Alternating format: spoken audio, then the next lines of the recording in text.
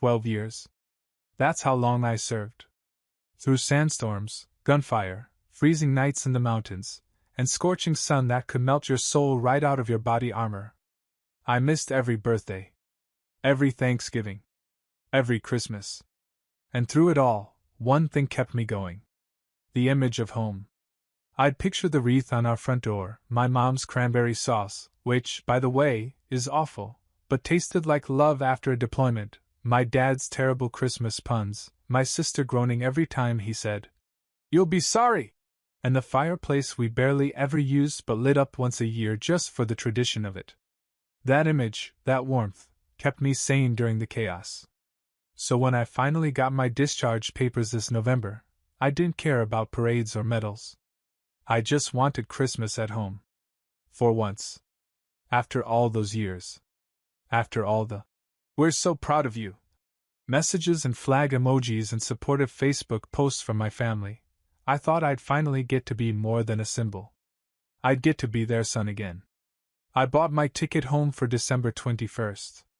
I even paid extra for the good seat, near the window, right side, so I could see the town as we landed. I texted my mom the day I booked it. Me. Coming home for Christmas. Got in on the 21st. Can't wait to see you guys. She replied with 3 hearts and, "Can't wait to have you home." That was 2 weeks ago. And then, this morning, I got a text from my dad. No emojis. No "Hi." Just cold, brutal text. "Dad, after much thought, we've decided it's best if you don't come home for Christmas. Things have changed. We need space. Please don't come. It will only create tension." I blinked. Reread it 4 times. I hadn't even stepped on the plane. I hadn't done anything. I'd been counting down the days with my packed duffel by the door. This felt like someone kicked me in the chest while I was still standing at attention. My fingers hovered over the screen. At first, I thought about demanding an explanation. Calling. Screaming. Asking, "What the hell happened?" But the military taught me control. So I didn't send a paragraph. I didn't even send a sentence. Just one word. Me. Fine. Then I turned my phone off and went to the gym. But even a deadlift PR couldn't shake the feeling of betrayal in my gut. It wasn't just about missing a holiday. It was the fact that they'd made the decision without me. That they'd discussed me like I was a threat. Like I was the problem. By the time I finished my workout, my phone had cooled off. No missed calls. No follow-up apology. Just that one text, hanging in the air like smoke. I spent the next 5 days in silence. Didn't text. Didn't check their socials. Didn't even tell my buddies what happened. I figured they made their choice. Let them live with it. But then came the morning of the 26th. I woke up at 6:17 a.m., my phone buzzing like it was possessed. I had 10 missed calls. Mom. My sister. My aunt. Even my dad.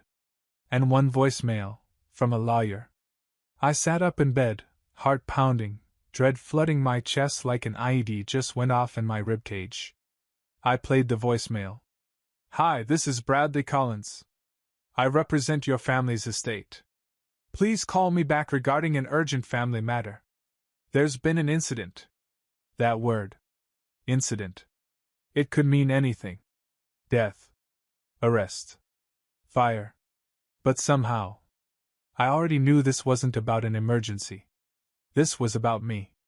Because when you've spent your whole life being useful, a protector, a provider, the dependable one, and the one time you say nothing, it terrifies the people who thought they could keep you on a leash. And now? Now they needed something. Because people like that only reach out when the silence gets inconvenient. They disinvited me from the family. And now the family was falling apart. But I wasn't the cause. I was just the one who'd stopped holding it together. It took me 4 tries to call the lawyer back. Not because I was scared. I've faced actual bombs, lost friends, had nightmares that still crawl up my spine when I close my eyes. No, I wasn't scared. I was furious. Furious that after everything, I'd been shut out of Christmas, And now, they wanted me back because something went wrong. When I finally got a hold of him, Bradley Collins sounded exactly like the kind of guy who had gold cufflinks and a wife he hated. Smooth voice. Too polite. Fake empathy dripping from every word. "Mr. Hale," he said. "First of all, thank you for your service." I didn't respond. He cleared his throat. "This may come as a shock. Your grandfather, William Hale, passed away last night." I froze. "Grandpa?" "Wait," I said. "I thought he was in hospice."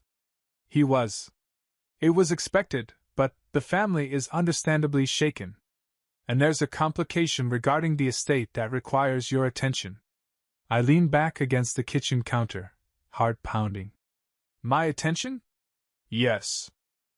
Williams will names you as his sole primary beneficiary."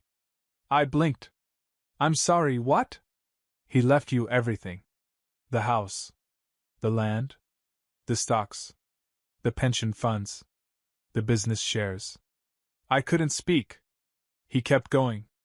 "This was clearly documented and updated just 5 months ago, while he was still lucid. The family is struggling with the terms." "I bet they are.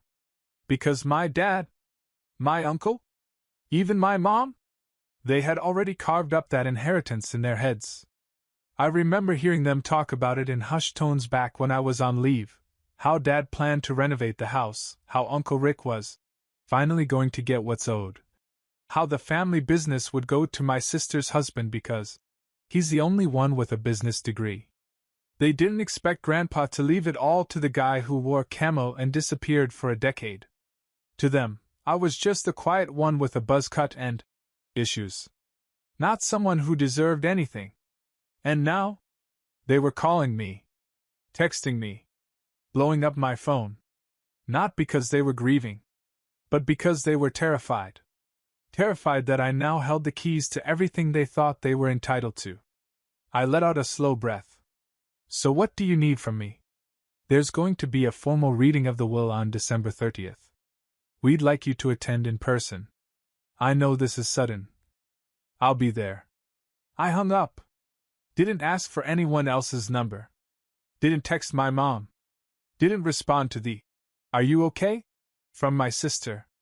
Instead, I poured myself a cup of coffee, stared out the window, and felt something I hadn't felt in years. Power. And not the kind you hold with a rifle or a uniform. This was different. This was the kind of power that makes narcissists sweat. The kind that makes people who thought they could erase you suddenly remember your name like a ghost in the dark. I booked a one-way ticket for the 29th. If they didn't want me home for Christmas? That's fine. I'd show up just in time to take back what was already mine. And they wouldn't be able to stop me. The flight landed in the evening. I'd forgotten how bitter our winters were, the kind of cold that makes your nose ache and your thoughts sharpen. I rented a car. Not to be flashy, just functional. Black SUV. Tinted windows. Quiet engine. The kind of thing you pick when you're used to watching your six without even thinking about it.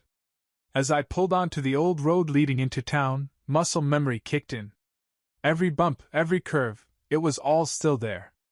But it felt like driving through a museum of someone else's life. Even the trees looked smaller now.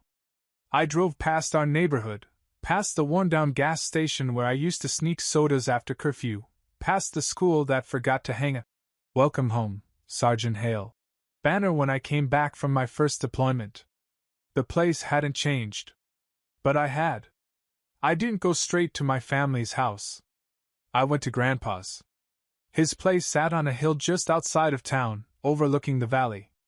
A modest 2-story with wraparound porches and a porch swing that hadn't moved since I was a kid. The lights were off. But the snow in the driveway was freshly shoveled. Someone had been here. I stepped onto the porch, took the spare key from its old hiding spot under the boot scraper, yep, still there, and let myself in. The air inside smelled like old wood, vanilla pipe smoke, and a faint trace of lemon cleaner. My throat tightened. Everything was exactly how Grandpa had left it. His worn recliner. The collection of books with folded corners. The chess set on the coffee table, mid-game, like he just walked away for a minute. I sat in his chair, closed my eyes, and for the first time since the text from my dad, I felt the weight of it. He'd left this all to me. Me. Not because I earned it through bloodline politics, but because I showed up. Called him when I could. Visited him on leave. Fixed the roof 2 summers ago without asking for anything in return. I didn't realize I'd fallen asleep until I woke to a knock on the front door. 2 short knocks. Then 1 long. I knew that rhythm. Only one person ever knocked like that. I opened the door to find my sister, Emily, bundled in a pea coat and scarf, face red from the cold and probably from sprinting up the driveway. She stared at me. "You're actually here," she said like it was a crime. "Yeah," I said. "Didn't expect a ghost, did you?" She crossed her arms. "Mom said you weren't coming. That you weren't welcome." "Funny," I replied, stepping back. Guess Grandpa had a different opinion. She didn't come in. She just looked at me like I'd hijacked something. Like I'd crashed a party that was never meant for me. "You're making things harder," she said finally. "For who?" I asked. She didn't answer. Instead, she fished into her purse and pulled out a crumpled envelope. "Dad asked me to give you this." I opened it. Typed letter. No signature. Classic dad move. "Eli, I know you're angry. But don't make this ugly. We can resolve this if you're reasonable. Come by the house before the reading. Let's talk it through as a family." "Dad." I folded the letter. "Let me guess," I said. "They're not sleeping much these days." Her jaw clenched. "You don't have to do this." "Yes," I said, stepping forward. "I do. Because you all decided I wasn't part of this family. And now? Now that Grandpa made it official that I am? You want to talk?" She didn't respond. I stared at her, this person who used to be my partner in crime growing up, who once pulled a tooth out for me when I was too scared to do it myself. And now? Now she stood there like a messenger for the opposition. "You should go," I said. "Eli, I'm not negotiating with people who didn't even save me a seat at Christmas dinner." She hesitated, then turned, and walked into the night without saying another word. I shut the door. Locked it. I'd come home for peace. But I was walking into war. And this time, I had nothing left to lose. December 30th. I showed up to the lawyer's office in a black coat and boots that still had Afghanistan dust baked into the seams. My uniform stayed in storage. Today wasn't about medals. It was about truth. Collins and Avery was located in one of those old brick buildings downtown, the kind with thick doors and glass that made you feel like a criminal even when you walked in on a technicality. When I entered, the receptionist's smile flickered as soon as I gave my name. "Oh, you're him," she muttered before catching herself. Conference room B, down the hall." Of course I was. Room B was already full. My dad. My mom. My sister. My Uncle Rick. And Lorna. A couple cousins I hadn't seen since they all decided I'd become weird after basic training. They were seated around the long mahogany table like board members trying to vote me off the island. Everyone turned when I walked in. You'd think I showed up holding a grenade. My dad stood up first. "Eli," he said stiffly. "We don't," I said calmly. He closed his mouth like a slapped ventriloquist dummy. I took the last empty chair. Then Mr. Collins walked in. Gray suit. Polished shoes. No-nonsense expression like someone about to open a vault. "Thank you all for being here," he said, placing a thick folder on the table.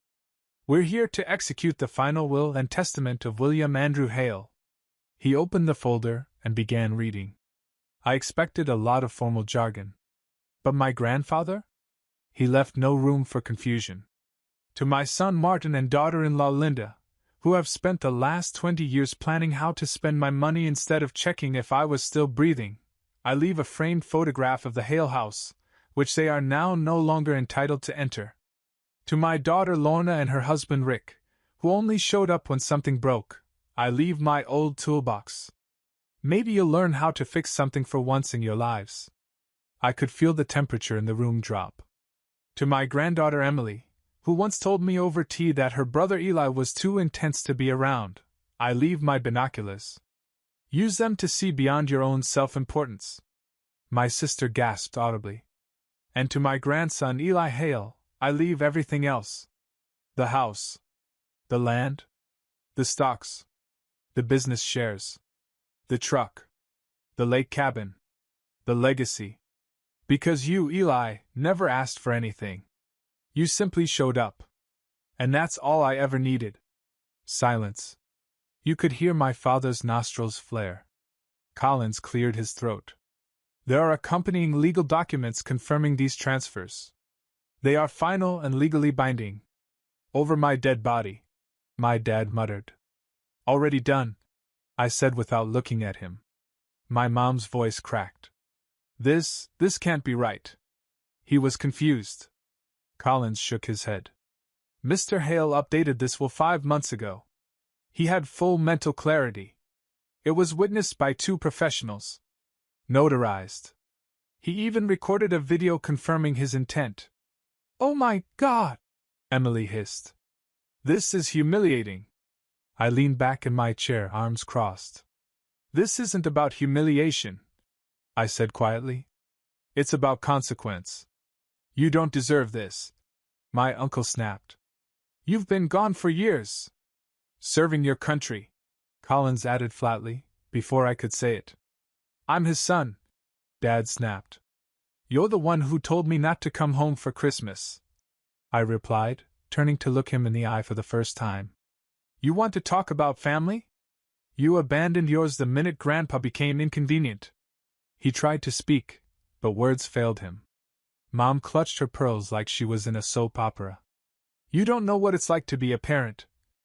You're right, I cut in. But I know what it's like to be a forgotten child. They had nothing. For the first time in my life, they had nothing to say. I stood up, straightened my coat, looked around the table. This isn't revenge, I said. This is justice. And I didn't write the rules. Grandpa did. And then I walked out of the room. Behind me, the lawyer kept talking. But I didn't need to hear the rest. The battle was over. Now came the fallout. I made it 48 hours before they went nuclear. I was sitting on the porch swing at Grandpa's, my house, sipping black coffee and listening to the kind of silence you only get when you're not waiting for a blast. No more mortar fire. No radios buzzing. Just snow crunching under my boots and the creak of old wood. That piece ended with a text from my old high school buddy, Nate. Nate. Dude. Have you seen Facebook? I hadn't. I clicked the link he sent. It was a post, public, naturally, from my sister. Heartbroken that Grandpa was manipulated into rewriting his will in his final months. He wasn't in his right mind. We loved him deeply, and it's painful to see someone exploit a dying man for personal gain. Please respect our family's privacy during this difficult time. Below it? Over 100 comments. People I barely knew, family friends, former neighbors, Emily's influencer buddies, all chiming in. So sorry you're going through this. That's disgusting. Taking advantage of an elder should be a crime. Your brother sounds like a piece of work. I wasn't shocked. But I was pissed. Because they weren't just trying to rewrite the will. They were trying to rewrite history. By that evening, there were 3 more posts, one from my mom, another from my cousin Jared, and then my dad, who hadn't used Facebook since 2013 and still had a default profile picture. My father was a proud man. He'd never want his legacy torn apart by bitterness and greed. I pray we find healing, but I won't let lies destroy this family. Lies? You mean the part where you told me not to come home for Christmas, then lost your mind when I inherited the property? Or the part where you hadn't visited Grandpa in 4 months until you heard about his bank balance? I didn't reply. Didn't post. Didn't even hit like on Nate's comment defending me. I knew better. Because this wasn't about social media. This was about leverage. And mine was just getting started. Later that night, a letter arrived. Certified mail. Lawyer letterhead. Different name this time, not Collins. This one was from a new firm. One hired by them.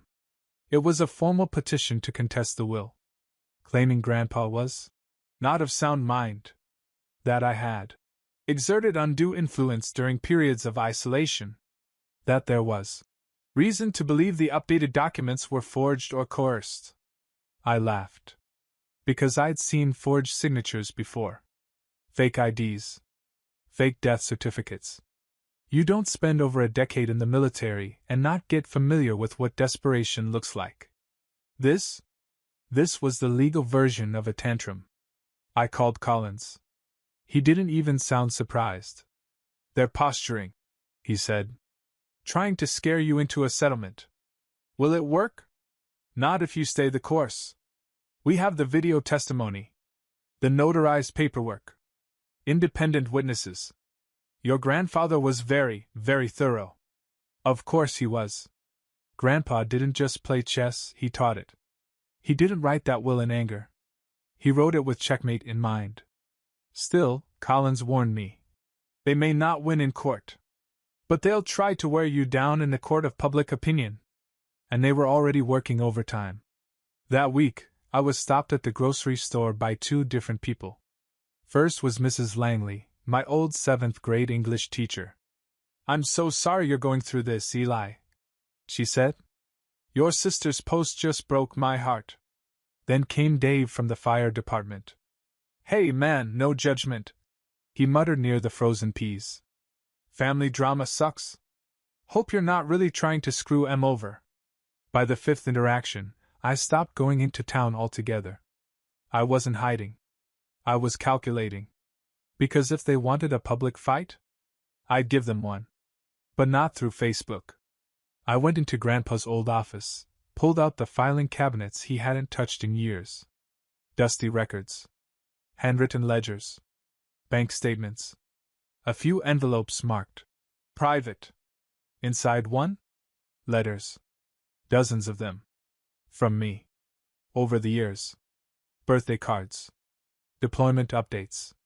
A photo of me and my squad, signed on the back, "Miss you, old man. Stay strong for me." In another envelope? His journal. And the entries? They told a different story. Martin still hasn't called. Linda only visits when she needs money. Emily came by, took selfies, left after 10 minutes. Eli sent a box from overseas. Letters, little snacks, even some jerky. Said he missed my chili? I cried. Didn't tell anyone. Updated my will today. No more pretending. The boy who showed up gets the house. The ones who showed up late get nothing. I photographed every page. Scanned them. Backed them up. And then I called a reporter. Because if they wanted this to go public, I'd go all the way. The article went live on a Monday. Small town paper. 3rd page, under an ad for discounted tires and a headline about snowplow delays. But it hit like a grenade. Veteran inherits entire estate after family accused of neglecting elderly patriarch. The reporter I'd spoken to, Jordan Marks, wasn't flashy. But she was surgical. She quoted passages from Grandpa's journal, verified the dates, confirmed his visits, or lack thereof, from family. She didn't editorialize. She didn't need to. The facts spoke louder than anything my family had posted online. William Hale's journal paints a clear picture of isolation, disappointment, and a desire to reward the one relative who consistently showed up, his grandson, Eli Hale, a recently discharged Army veteran. There was even a photo of Grandpa and me at the lake, him wearing his fishing hat, me mid-laugh, holding a soda. It wasn't staged. It was real. And that's what killed them. Because my family didn't traffic in truth. They trafficked in image. And now their image was bleeding out. By noon, I got the first call. Emily. I let it go to voicemail. Then Mom. Then Uncle Rick. My cousin Jared sent a text that just read, "WTF did you do?" What I did was stop pretending. That afternoon, my inbox filled with replies. Some from people I hadn't spoken to in years. Mrs. Langley, I owe you an apology. I had no idea. Nate, you went full beast mode, man. Respect. Jordan, reporter. They reached out for comment post-publication. Got nothing but no statement at this time. Classic. But the real moment came at 6:03 p.m. A message request popped up from an unfamiliar name, Carla Benson. Took me a second to place her. She was Grandpa's nurse. The one who visited twice a week. Her message was short. I read the article. I have something you might want to see. No cost. Just want the truth out there. Let me know. I called her immediately. Turns out, Grandpa had given her a sealed envelope before he passed. Told her to only deliver it if things got messy. She hadn't known what it meant at the time. But now, she understood. She overnighted it. The next day, it arrived. Inside? A thumb drive. And a letter in Grandpa's tight, scratchy handwriting. Eli. If you're reading this, they've started lying. Here's proof I wasn't confused. That I knew what I was doing. Use it if you have to. Pop. I plugged it into my laptop. Up popped a video file. Dated 5 months ago. And there he was, Grandpa, sitting at his kitchen table, glasses low on his nose, speaking directly to the camera. If you're watching this, it means my kids are throwing a fit. Let me be clear, I am of sound mind. My doctor signed off this morning. Eli deserves it all. He earned it. The rest of them? I love them. But love isn't the same as trust. Pause. If they want to call me senile, they'd better have a better argument than he gave it to the wrong person. I watched it twice. Then I sent it to Collins. He called me 10 minutes later, laughing. This is ironclad, he said. They'll drop the petition within a week. No judge will touch it now. And they did. 3 days later, I got a formal withdrawal notice from their lawyer. No apology. No explanation. Just cold legalese and a surrender. But even that wasn't the moment that stuck with me.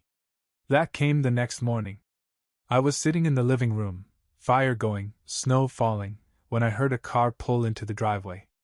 I checked the window. It was my mom. Alone. She stood outside for 5 minutes before knocking. I opened the door but didn't say a word. She looked small. Like someone trying to wear their past dignity as armor and failing. I just wanted to talk, she said, holding her purse like a shield. I nodded slowly. You've got 5 minutes. She blinked. That wasn't the greeting she expected. I'm sorry, she said softly. We were scared. When the will came out. When it became clear we weren't in it. That's not an apology, I said. That's a confession of motive. She swallowed. We didn't think he'd actually choose me? I finished. Yeah. I know. She shifted her weight. Emily's been crying for days. Your father hasn't slept. We never wanted this to turn into. I cut her off. You didn't want it to go public. That's different. She flinched. I didn't come home to start a war. I continued. But I'm not going to pretend anymore either. You shut me out. Grandpa brought me back in. That's not theft. That's justice. Her eyes were glassy now. Is there any way back from this? She whispered. I looked at her for a long time. Then stepped back. And shut the door. Not slamming it. Just closing it. Firm. Final. Because this house? This life? It wasn't theirs anymore. And I wasn't the boy waiting for permission to come inside. After the door closed, I didn't feel triumphant. Not proud. Just steady. Like I'd finally stopped running a marathon I didn't sign up for. My phone stayed quiet. No new posts. No more lawyer letters. The smear campaign died faster than it started once the video hit a leak site. Someone, probably Nate, uploaded it to a veterans forum, and let's just say, the internet didn't side with the estranged relatives. I got a few offers after that. Interviews. Podcasts. Even a book agent. Turned them all down. This wasn't about exposure. It was about truth. The town backed off too. Funny how people change their tone when facts get louder than gossip. The cashier at the grocery store apologized. Even the fire chief sent me a beer. But the best moment? Came New Year's Eve. I was standing on the back porch of Grandpa's house, mine now, watching snow fall under a full moon, when a pickup pulled into the driveway. It was Mr. Delaney, Grandpa's old friend. Widower. Taught me how to patch drywall when I was 13. He handed me a six-pack and said, he was proud of you. Bragged about you every time you left the room. We drank 2 beers in silence, watching the wind move through the trees. It didn't fix the years I lost. But it made something new grow in their place. Peace. A week after New Year's, I got one last letter. No return address, but the handwriting was unmistakable. My father's. I didn't rush to open it. I let it sit on the counter for 2 days while I rebuilt Grandpa's workshop, fixed the squeaky door, and finally replaced the batteries in the porch light he never got around to. When I finally opened it, it was short. We made mistakes. But family should forgive. You have the power to bring us back together. That was the thing. They thought forgiveness was a reset button. But I didn't want the old version back. I wrote a single line on the back of the letter and mailed it to their house. Forgiveness isn't reunion. I'm at peace. Stay where you are. That was it. I haven't heard from them since. And I don't need to. Because for the first time in my life, I don't feel like a guest in my own story. I own it, flaws and all. I spent 12 years learning how to survive. Now I'm learning how to live. And peace? It doesn't come from fixing broken people. It comes from finally putting the broken pieces down and walking away without bleeding.